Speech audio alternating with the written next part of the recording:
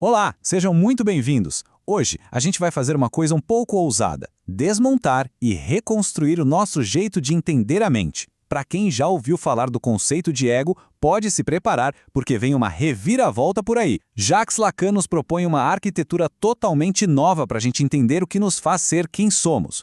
Vamos começar essa jornada? Para começar, vamos direto ao ponto nevrálgico da coisa.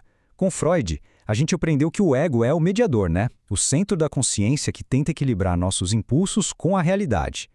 Mas, para Lacan, essa ideia de um eu todo unificado é, na verdade, uma grande ilusão.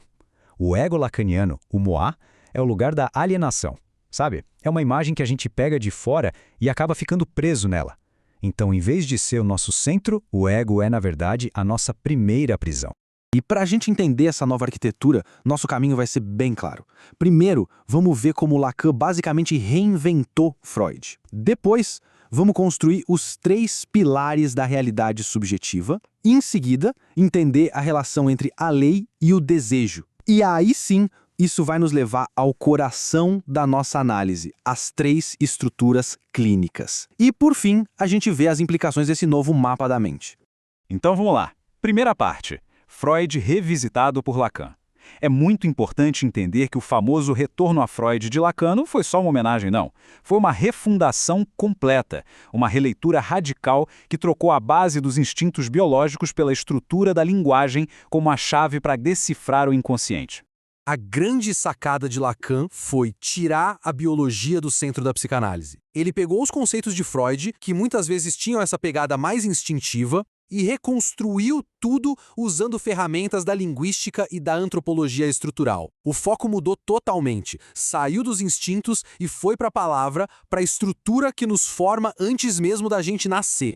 E aqui está a tese que muda o jogo completamente. O inconsciente é estruturado como uma linguagem. Para Lacan, o inconsciente não é um porão escuro cheio de pulsões primitivas. Muito pelo contrário, ele funciona com a lógica de uma linguagem. Sonhos, atos falhos, os sintomas, tudo isso são mensagens codificadas que seguem regras, como a metáfora, que troca uma ideia por outra, e a metonímia, que desloca o sentido das coisas. Bom, agora que a gente entendeu essa base na linguagem, podemos começar a construir a nova arquitetura da mente. Seção 2, os pilares da realidade. Lacan nos deu 3 dimensões fundamentais para mapear toda a experiência humana. Essas dimensões ou registros são o imaginário, o simbólico e o real. E atenção, eles não são camadas ou estágios, um depois do outro. São 3 ordens que estão o tempo todo entrelaçadas, formando o tecido da nossa realidade psíquica. O imaginário é o registro das imagens, das identificações. É aqui que acontece o famoso estágio do espelho, quando a criança se vê e pensa: opa, esse sou eu. Só que essa imagem é externa, é completa, e é uma ilusão de unidade que esconde a nossa fragmentação real.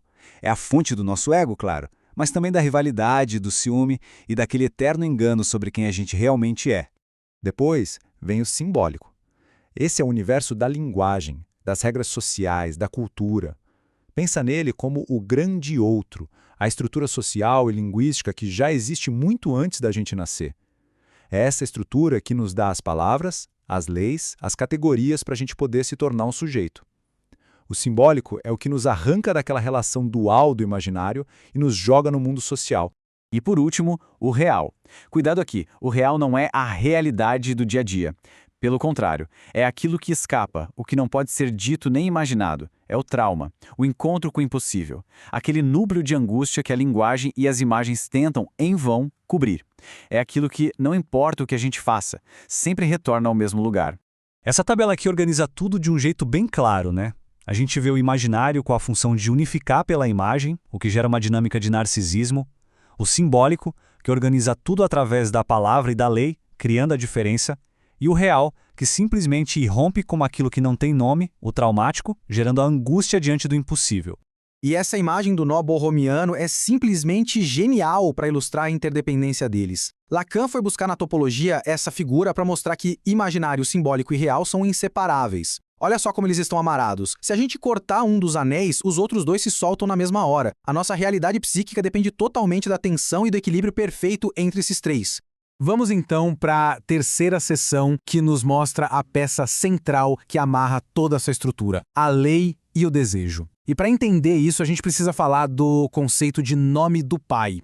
O nome do pai não tem a ver com o pai de carne e osso, ok? É uma função, um significante que representa a lei, a ordem simbólica. É o que quebra aquela fusão imaginária da criança com a mãe, introduzindo a ideia de um limite, de uma falta. E é exatamente ao criar essa falta que ele abre o espaço para o desejo poder surgir. Ele nos ancora no simbólico. Essa citação do Lacan é paradoxal, mas é brilhante. A lei não serve só para proibir o desejo. Na verdade, ela o cria. É porque algo é proibido que se torna objeto de desejo. A lei estrutura o desejo justamente por criar a falta. Sem a lei, a gente teria só necessidade, não desejo. E agora sim chegamos ao núcleo da nossa conversa de hoje. Seção 4. As estruturas clínicas. Se o nome do pai é essa função tão crucial, o que acontece quando a relação de um sujeito com ela varia? Bom, a resposta está nas estruturas. Então, a pergunta fundamental é essa. Como cada sujeito responde à lei, à falta, aquilo que Lacan chama de castração simbólica, e isso não tem nada a ver com o órgão físico, mas sim com a aceitação de que a gente não pode ter tudo. As diferentes respostas a essa pergunta vão definir as 3 grandes estruturas clínicas: a neurose, a psicose e a perversão. Começando pela psicose, o mecanismo aqui é a foraclusão. Isso significa que o significante do nome do pai nunca foi inscrito no simbólico. É como se a âncora principal da realidade simplesmente não existisse. Sem essa âncora, o real invade a subjetividade sem mediação nenhuma, e isso resulta em fenômenos como delírios e alucinações. A neurose, bom, essa é a estrutura que a maioria de nós habita. Aqui, o sujeito aceita a lei, o nome do pai foi inscrito. Mas essa aceitação é sempre conflituosa. O desejo que foi proibido é recalcado, empurrado lá para o inconsciente. O problema é que ele não desaparece. Ele sempre volta disfarçado na forma de sintomas. Seja na histeria, com aquela pergunta eterna sobre o que o outro deseja, seja na obsessão, com a tentativa desesperada de controlar e anular esse desejo. Já na perversão, a lógica é outra. A lei é reconhecida sim, mas ela é desmentida. O perverso sabe que a falta existe para os outros. Ele se posiciona como se pudesse superar essa falta, como se soubesse o segredo para o gozo completo. Ele usa a própria lei como uma ferramenta para transgredir, desafiando os limites simbólicos em busca de uma satisfação que ele acredita estar além da castração. Este quadro resume tudo de uma forma fantástica. Reparem nas 3 lógicas bem distintas. Na neurose, o mecanismo é o recalque, é uma aceitação conflituosa da lei. Na psicose, é a foraclusão, uma rejeição da lei. E na perversão, o desmentido, onde a lei é conhecida, mas ativamente desafiada. São 3 jeitos completamente diferentes de organizar a realidade em resposta à mesma questão fundamental da lei. E para a gente fechar a nossa última sessão, um novo mapa da mente. Afinal, qual é a consequência prática de pensar a subjetividade desse jeito, de uma forma estrutural? O ponto crucial está todo no objetivo da análise. A psicologia do ego, que foi muito criticada por Lacan, busca fortalecer um ego que ele via como a própria fonte do problema, da alienação. Já a análise lacaniana busca o oposto.